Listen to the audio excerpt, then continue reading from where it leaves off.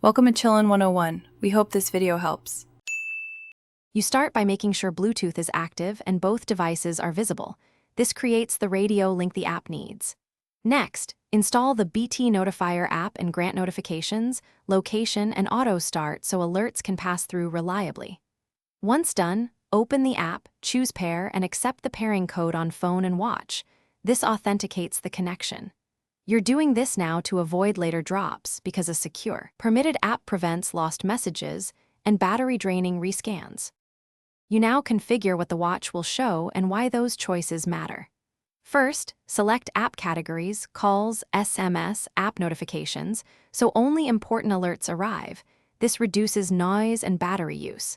Then set vibration strength, LED behavior, and do not disturb schedules to match your routine, because sensible rules keep interruptions meaningful.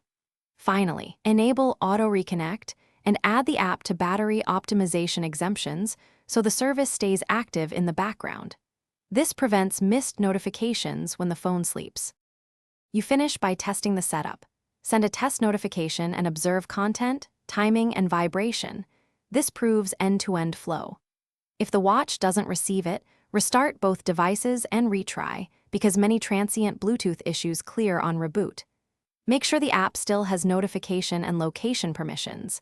If problems persist, remove the pairing and repair from scratch to reset bonding information. One key tip: turn off battery optimization for BT Notifier. This single step fixes most silent notification problems. Thanks for watching. Consider subscribing if we helped you.